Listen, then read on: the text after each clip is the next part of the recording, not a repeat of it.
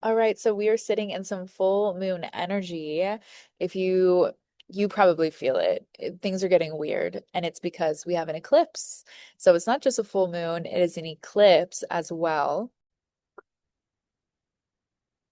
Hello. I hope that you are having a great end of the summer as we are now in Virgo season officially and are dipping into fall. And if weird stuff is happening, it's because we have an eclipse and it is in the sign of Pisces. So chaotic change is on the menu with a side of illusion and delusion and fantasy. So I have a candle for us to get us started. You'll see that I carved on it. So I don't always carve on my candles, but I really enjoy it. It's a really nice meditative practice, and we'll practice that in the future. But here is the candle that I have. So this candle specifically is for love. Um, you'll see how that corresponds in my personal chart, but this lunation is lighting up my seventh house, which has to do with love and relationships. And Venus, the planet of love, beauty, career, relationships, especially long-term relationships, is in Pisces in the seventh house. So that's why everything that I do in life, it has been destined to be so. I always seek to have love in my life that is intuitive, powerful. We are more powerful together. That when we do something, it comes in quickly and it comes with abundance. It is highly protected because we both and all are highly protected. And more than anything, I want it to be the kind of love that always self-purifies. So, it's important for you to keep that water clean, that water of love clean. So you both do the work of cleaning that pool of water of the relationship. That is the intention that I'm setting for all of us here today. I'm going to go ahead and light this, and this will set off our full moon, I think, in the most perfect way. It's very Piscean to be focused on love during any lunation that has to do with Pisces. What's cooking? Good looking. Hi, Al. Nice to see you. Oh, joy. Oh, have a good day. All right. When you have a moment, go ahead and empty your breath fully all the way out.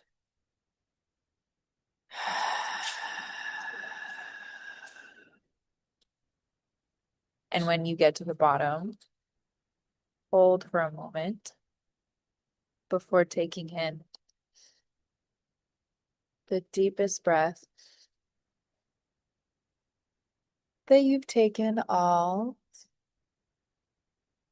day long. Pull and release.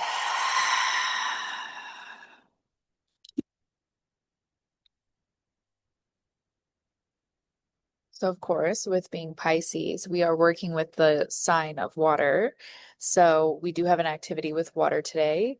So, you'll want to grab a couple of things as we begin.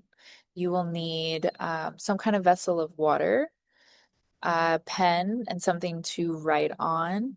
Even though we are working with the element of water today, it is important to always bring in the other elements as well, especially with an eclipse energy, my safety is smoke and water. So we have some outdoor energy, we have some earth, we have some fire, we have some smoke, and I have some water here as well. And I'm going to be doing my activity. You'll see, but I'm going to practice this um, over the course of the entirety of the moon's transit. All right, we have an eclipse. This is really intense energy usually. So I'm going to go ahead and open our presentation to ground us. All right, so we are sitting in some full moon energy. If you You probably feel it. Things are getting weird, and it's because we have an eclipse. So it's not just a full moon, it is an eclipse as well.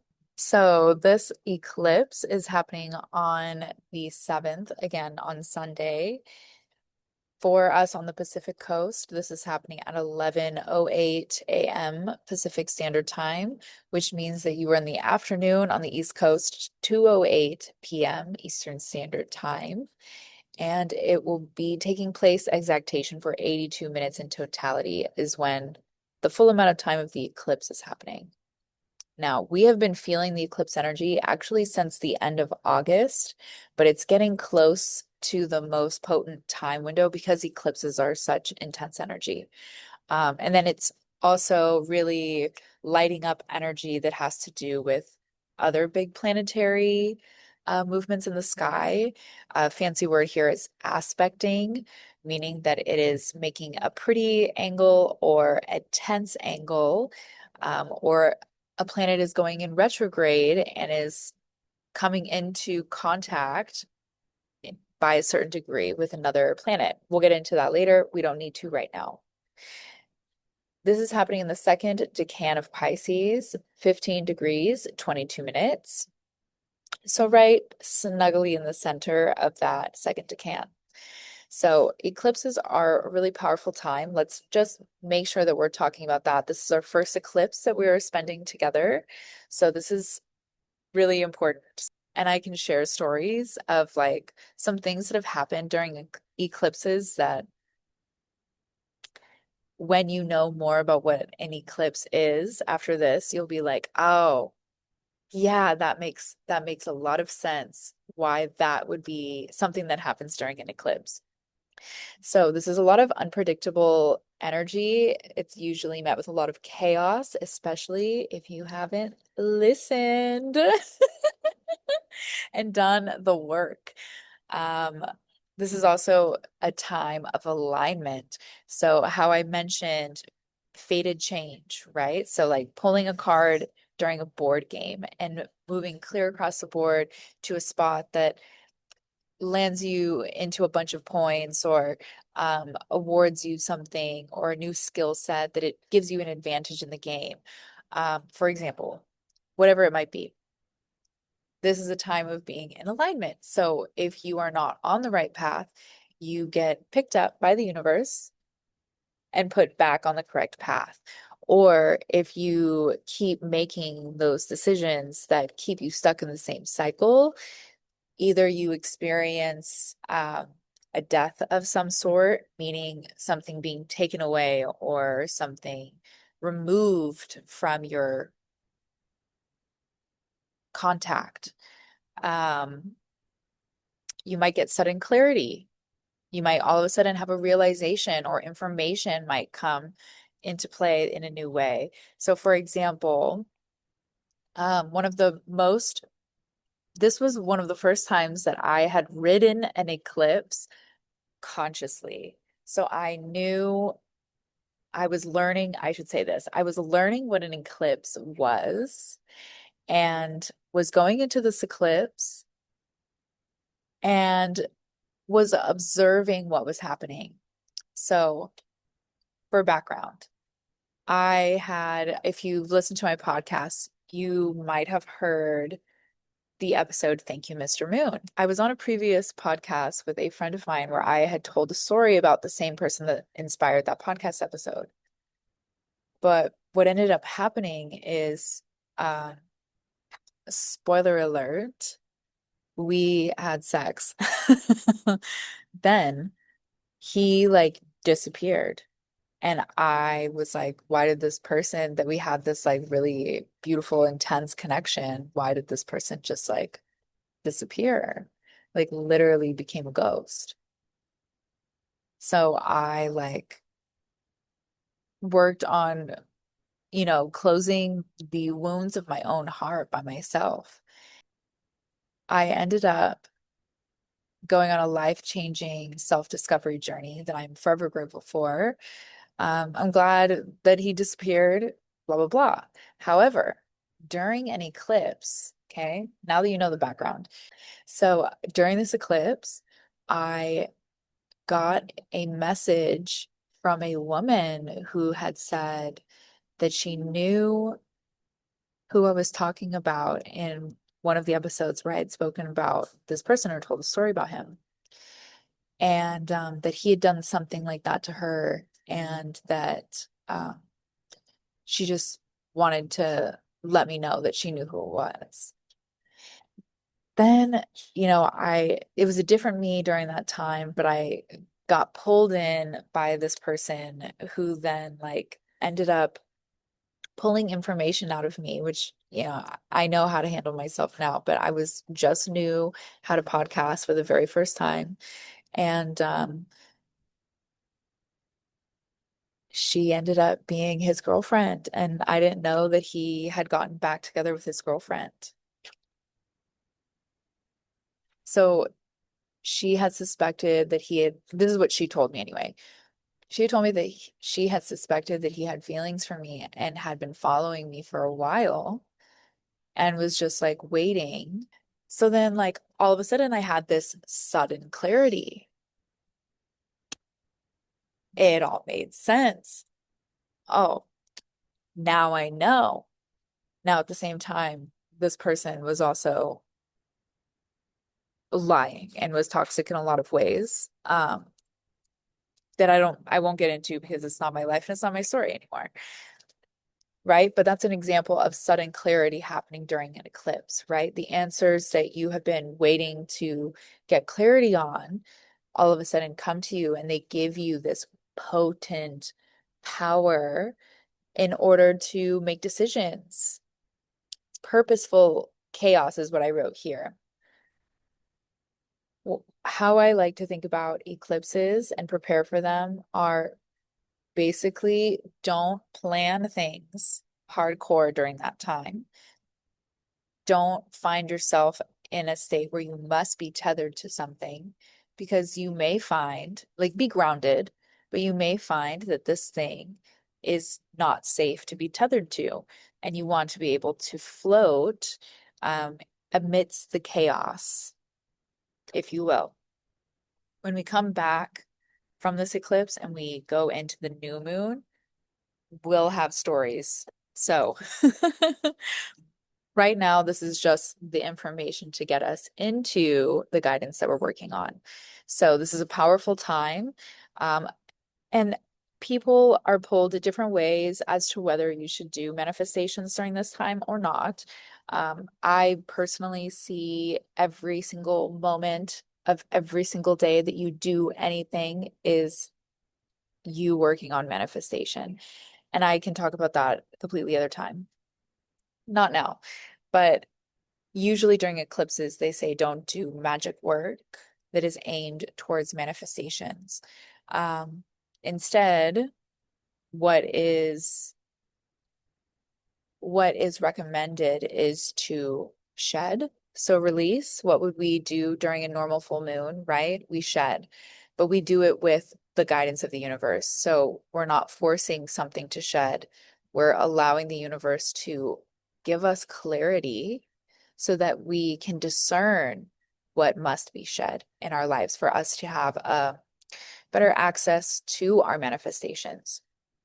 So instead of focusing on, again, shedding, grounding, protection, personal inner work, release, and reflection and transformation. This is a really good time for if you're into the idea of quantum leaping, right? This is a really good time for that because you can really adjust or attune your spiritual frequency, especially because this eclipse is in the sign of Pisces. So now let's get into everything, okay? So here's our very first prompt. Thank you for letting me really get into this. I wanted to explain eclipses briefly, so thank you for really working through that. And if you skipped here, oh, all right, whatever. But you should go back at some point and get your knowledge on about eclipses because they're probably one of the most powerful times to really move yourself in dynamic and synergistic ways with the universe. Let's get on with it. So, the exactation is happening on Sunday on the 7th. This window is open from the day that I'm recording. So I'm recording on Thursday the 4th. 3 days leading up to exaltation on Sunday, the 7th, and the 3 days where we have that energy waning away on the 10th. And as I mentioned, with eclipses, you really feel that energy for much longer. Like we've been feeling it since I think it was August 31st that the window kind of energy opened to us. But this is the most potent time. Um, Back to this. I want you to write down what word or key phrase is urgently calling out for you to pay attention to it. So, if you aren't sure where to go, the thing that I would do is I would close my eyes and have a moment with myself, fully release my breath. Spirit, please grant me with some keyword, some phrase, something that I must need to pay attention to during this time of my life. Take a deep breath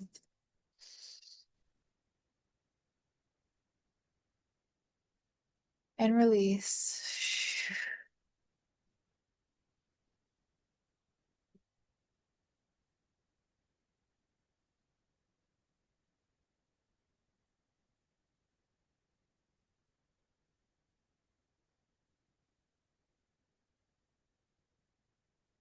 Whatever your choice is, if you've come to one during this time, go ahead and write that down.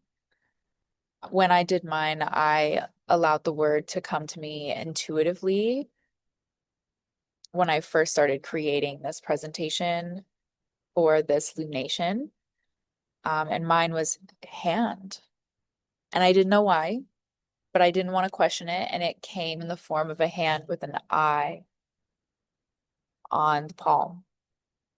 So that was what mine was. But whatever it is that is coming to you, um, just take a moment and write that word or that key phrase down.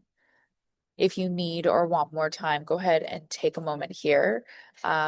You might want to do this after maybe spending some time out in nature, and especially if you have the opportunity to be by water, which is where we are going next. So I am going to be doing this tomorrow with a group of people. So I'm guiding them through it in an event here in San Diego. So this meditation activity is called Blessings of Whispered Waters.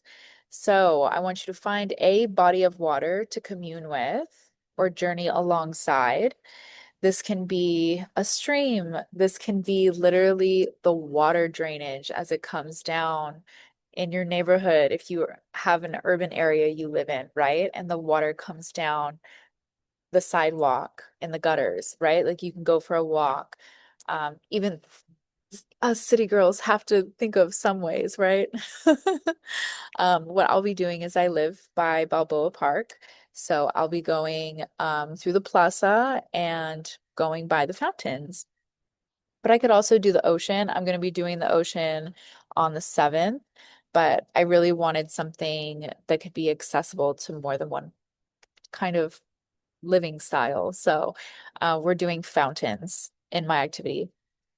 But wherever it is that you are, maybe you are lucky and blessed enough to live by a river or a pond or a pool even. And if you don't have much to work with, a bath is literally all you need, or one of those little Zen water fountains, literally anything where you can hear or be in or be surrounded by water or walk by. As you walk, you're going to be reflecting on some questions, and this is the time that I want you to have your vessel of water with you.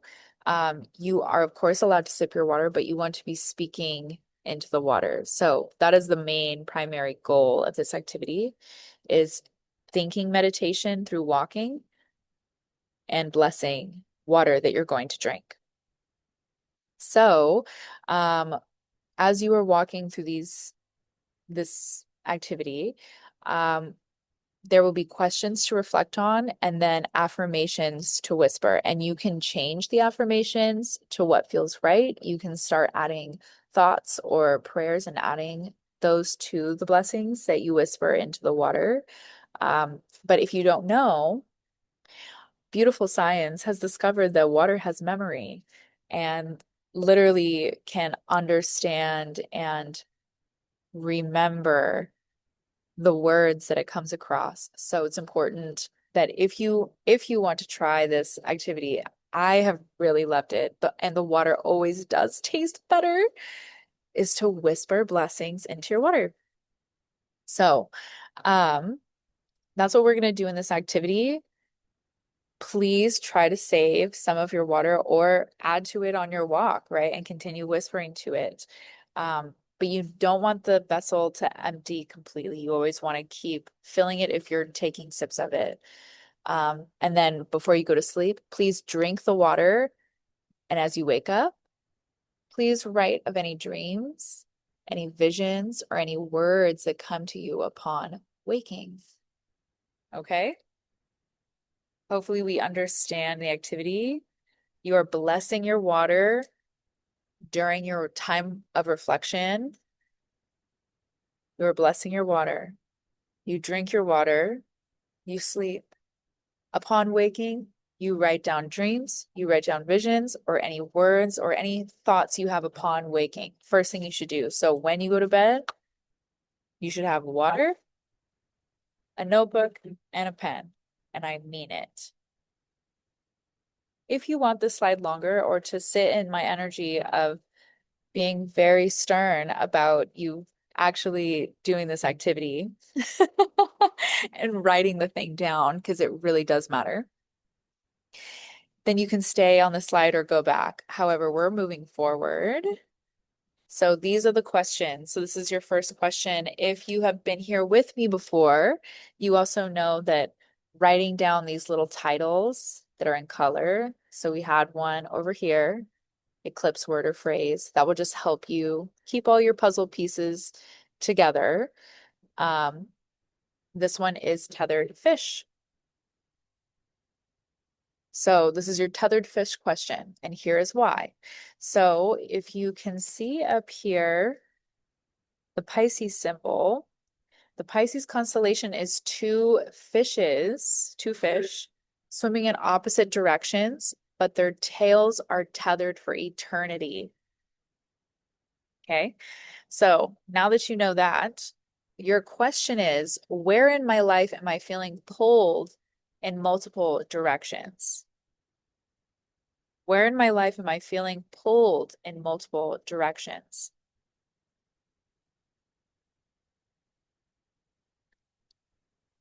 You might already know the answer to this. You can write it down. Otherwise, just write that question.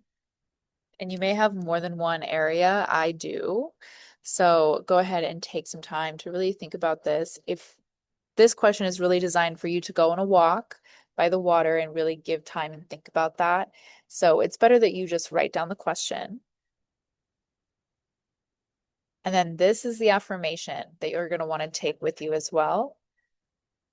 I am so grateful that I am guided onto the correct path for me at exactly the right time. So if we are going on our walk together, I'm thinking about this first question. Where in my life am I feeling pulled in multiple directions? And I'm thinking about that.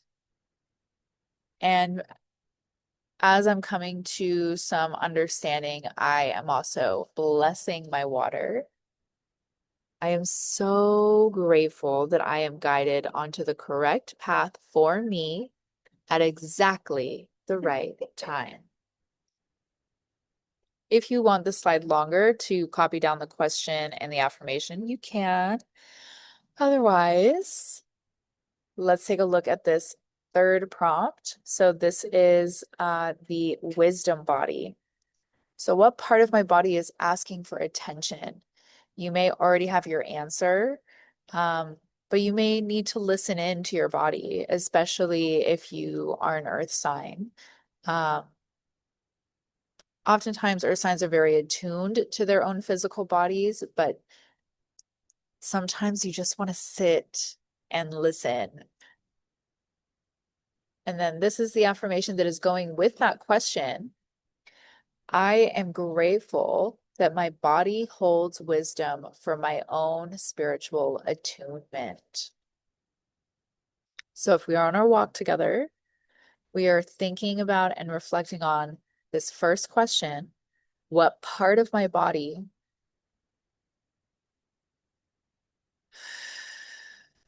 is asking for my attention?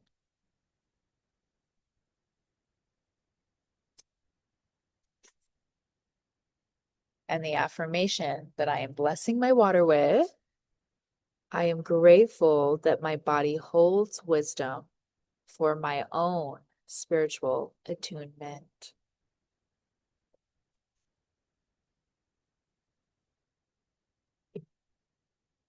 If you would like to copy these down longer, feel free. Otherwise, proceed with me. Let's look at some of the themes. So there are more, believe it or not, but these are the ones that I've picked and culminated for now. So with Pisces, the major themes are dreams and delusions, and you will notice a lot of duality. And that is because, again, Pisces is also a sign that has duality. So we have Virgo has duality, we have Gemini, we have Pisces as well. So dreams and delusions, fantasy and reality, profound empathy,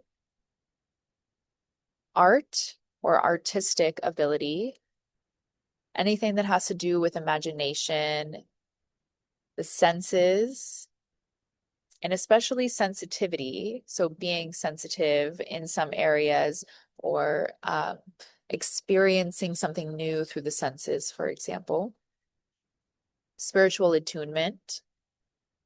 So being able to tune yourself spiritually, especially through chakras. Escaping reality. And inner duality. So again, with the Pisces, the two fish swimming in different directions. There's a lot of talk about life and death, right? So womb and tomb. So death really being a rebirth, a new beginning, resurrection and rebirth. But you might find inner duality in so many different ways as well. And then alongside this, Pisces is very connected to the idea of compassion, love, empathy, anything that has to do with like feelings. Pisces are very sensitive to emotions. They feel very big. They also are very porous energetically. And by that, I mean like how a sponge can absorb liquids. They can absorb energy very easily from others. So if it's in their best interest if they are not stressed wherever it is that they need to create or work, for example. It's never ideal, but especially for Pisces because they will pick up on everything. Um, Also the ideal or utopic. What is the ideal situation? What is utopia, right? That fantasy version of reality. Spirituality and mysticism, the subconscious, the unseen, surrender, and faith, and the ego versus the collective. So I want to talk about a couple of these ones and then we'll go to the next slide. But I want to talk about the unseen, but we'll get there when we're in Pisces season heavily. So I will wait for that. But for now, we're working with surrender and faith in this guidance video as well. So let's talk about it. Of course, with the full moon, it is time for a release or a surrender of some kind. You may notice during the release that the universe is saying this thing that you're holding on to is putting a lot of weight in your little tiny boat that has little holes in the bottom. And you keep wanting to bring this thing with you to the other side of the ocean. And you know what? The longer you hold on to it, your boat is going to sink. You're being asked to surrender that thing, right? Let go of this thing that you keep trying to take with you um, in an unsafe situation, for example. And instead, have the faith that there is something better for you, perfect for exactly what you need over there. You don't need to bring this thing over there because there's something that's actually going to match what you need over there. So that's part of this eclipse energy as well. If you watch the last video, I said in the last video, you are going to get a spanking from the universe if you have not been listening about what to release. And this is an example of that. Don't let your boat sink because you want to hold on to this thing that's hurting you anyway. Let it go, right? So now I want to talk about the ego versus the collective because you're going to see that on a mass scale. I think this is my prediction as we're moving into this eclipse season.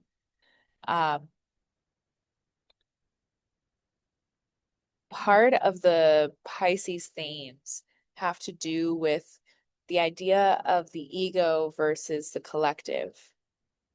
So, for example, two fish, it's not ever one fish, right? It's always two fish that are tethered. So, in that case, you don't want to suffer. The more that you think you're suffering alone, the more you're causing everybody to suffer, right? So, and I'm doing this like a fish trying to swim away and not working with the other fish. So, the idea that we may feel like we are in a situation in which we are suffering alone by ourselves, um, that we as an individual is having the worst experience. However, the more that we're sitting in that energy, the more that we are pulling down the collective, which is suffering together. We are not separate in our suffering, right? Like the more you think about it as like if people thought about that famous quote, right? If we bleed the same way, I bleed, you bleed, right? That's the thing that holds us together is our humanity. And to be honest, most of the world right now is sharing in suffering. When if we were to come together and unite, we would probably be able to put an end to the collective suffering. I'll leave that where it is now. If you need this slide longer, you can stay here. If you're writing down maybe a couple of things from this slide that are speaking out to you. Otherwise, come with me. Let's talk about the Decan. So this full moon eclipse is happening in the second decan of Pisces at 15 degrees 22 minutes. This is the decan that to me feels like the warrior that knows that there's hope, right? So um, I know that we can get through this, right? I know that whatever it is that, we have hope and there is an opportunity for us to make it out alive, right? Optimism, redemption. There could be that maybe somebody in your life comes up again and you're given an opportunity to allow them to redeem themselves. And you may not want to, and you may want to, but you may not want to, you know? Wheel of Fortune and Nine of Cups are two tarot cards, minor and major arcana, that deal with this decan as well. Nine of Cups is the wish card. It's wish fulfillment. What do you wish? Think, toss the penny in and watch it manifest. That is Nine of Cups energy. And Wheel of Fortune, the idea that chaos is going to happen, but don't worry. You are in the palm of the universe's hand. You are safe. You are sound. There's nothing to worry about. You're getting everything you wish and desire. Just calm down. Um, Especially for my Virgos, because we are in Virgo season. So your chart is being lit up like crazy right now. So if you're feeling stress, you're probably being asked to release something that has to do with stress, right? And that goes for everybody, right? Whatever it is that's stopping you from your wish fulfillment, you may notice that the universe is prompting you to release that thing. So we'll see the Jupiter, which is abundance, expansion, wisdom, and the moon are both ruling this area of Pisces. So that means we're also very fortunate during this full moon eclipse. Okay. If you needed this slide, I'm sorry, you can stay here for a little bit longer. Otherwise, join us here. We're zooming in. This is again my chart if you've been watching for a while here. If you want your own, I made this on Time Passages. It is free to make your own. You will just need your birth date, your birthplace, and your birth time. If you don't have your birth time, that is okay. You will not get these pretty little numbers in the crust of this pizza. However, um, there, let me actually show you the crust. Those little numbers right here, the 6, 7, 8, 9, 10, 11, 12, 1, and so on. You won't know those for sure, but that's okay because that's why the reflection questions are here as well. Really, what the natal chart does for you is it lets you really check your answers. Okay, so my houses, if we are looking at Pisces, which again is this constellation right up here, that is right here on my chart. Pisces is a water sign, which is why it is noted by the color blue right here. This is in my sixth house, and my seventh house. Sorry, that was a tongue twister.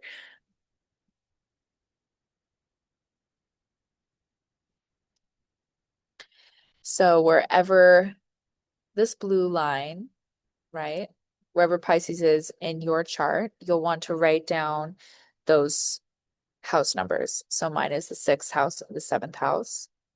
And then just to note here, I do have some placements in Pisces, one of which is Venus, which is an intense placement to have in Pisces, but I love it. That's literally what I'm here for. Okay. So for me, this is again the first through the sixth houses. So if you need one of these, go ahead and write down the themes that you're noting. For me, this is daily routines.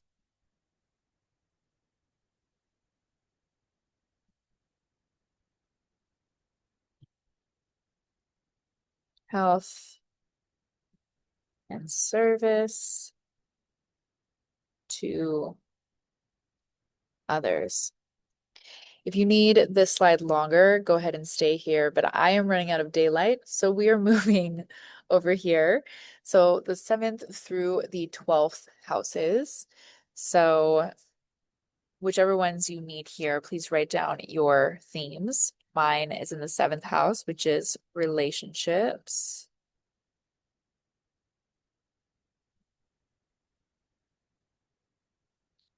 partnerships,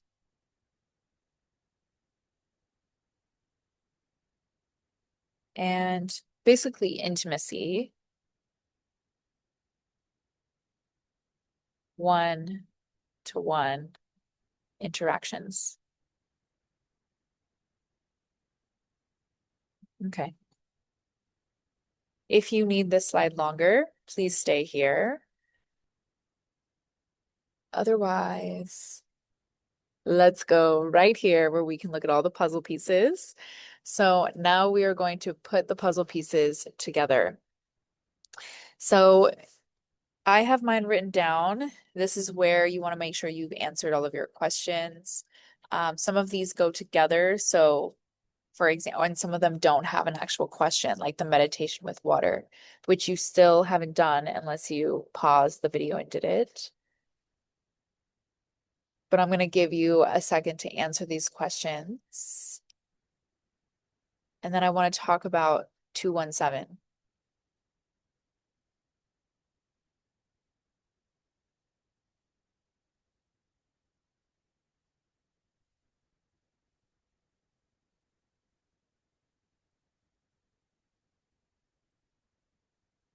Okay.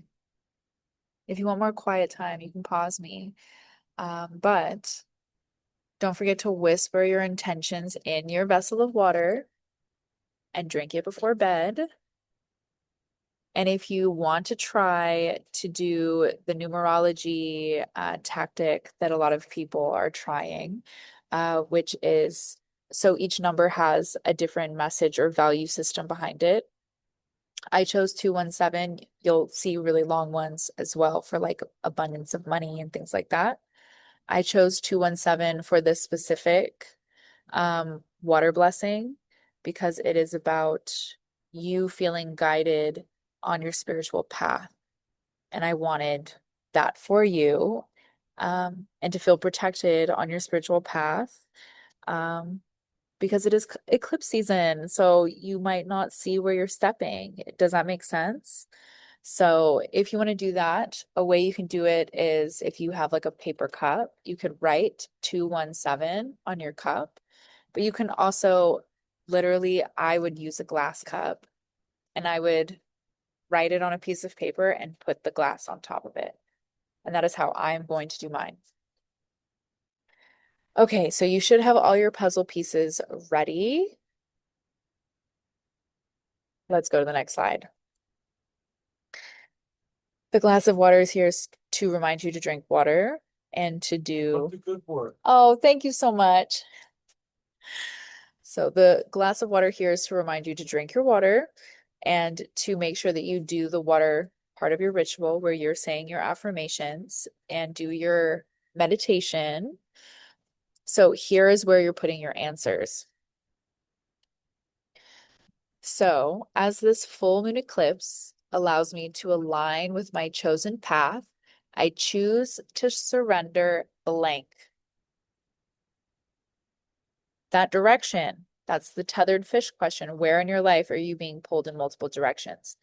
So, you probably have a forked road in front of you if you are experiencing feeling tethered in multiple directions. You can't go on both roads. So one of them you have to surrender, right? So what is it that you're choosing to surrender as you are being pulled in multiple directions? So as this full moon eclipse allows me to align with my chosen path, I choose to surrender blank. And in its place, I ground myself in, this was your key word, whatever your key word or key phrase was that was calling you to pay attention to it. I ground myself in blank and send my protective energy to my blank. What part of your body is asking for your attention? So think of that as you're saying this blessing to your water, you're sending your protective energy to your blank. In the face of a forked road of the two directions, I know my innate wisdom guides me on my most joyous and successful journey. And I listen to this wisdom now in this time of grand transformation in the areas of blank in my life. This is your themes and your decans. So whatever themes or decans were coming up for you, again, mine was relationships, intimacy. I'm going to write mine. You write yours. I'll see you in a second. Okay, I have mine. Do you have yours? Okay. So here's what I wrote. As this full moon eclipse allows me to align with my chosen path, I choose to surrender doubt. And in its place, I ground myself in trusting in my ability to read energy. And I send my protective energy to my hands. In the face of a forked road of doubt and faith, I know my innate wisdom guides me on my most joyous and successful journey. And I listen to this wisdom now in this time of grand transformation in the areas of love, partnerships, and my overall health. Oh, yeah, that was great. That like really checked the mark. So don't forget to say it into your water. Um, we want to make sure that we are infusing our water with our blessings. And then I'm going to be doing this again tomorrow with a group, but I think I'm going to do it tonight also. So if I do it tonight, you'll see a video at the end. And if not, here is the last of the information that you're going to need. But again, if you have done your ritual release statement, please share it. Come on, I want to read yours. Don't make me be the only person sharing. And the full moon, again, is happening on Sunday. If you are on the Pacific Coast, we are meeting at sunset, which is at 7:05 p.m. In San Diego. I hope you have a great eclipse. I hope you really enjoy it. And the next time you see me for a lunation video, it will be on the 21st of September. This is a partial solar eclipse in the sign of Virgo. So this is the second new moon that we have in this sign. And this is happening at 29 degrees. So I'm really excited to talk about what that means. But we'll save that for next time. I love you. You're absolutely the most delicious piece of cake that is in the deli counter, and everybody wants to pick you. I love you. Have a great day. You are wonderfully and beautifully made. Enjoy this eclipse and tell me what happens. Ah! Bye-bye.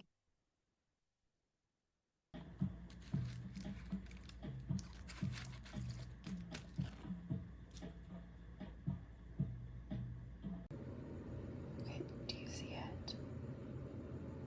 Now time to fill it with water.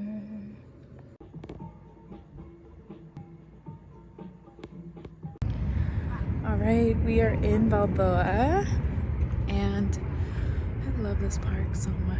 So I'm gonna show you one of the best parts about Balboa. So this park, just so you know, was built during the World's Fair. When was that, like 1850? But they loved it so much that they decided to keep it, and they made this part of the city permanent.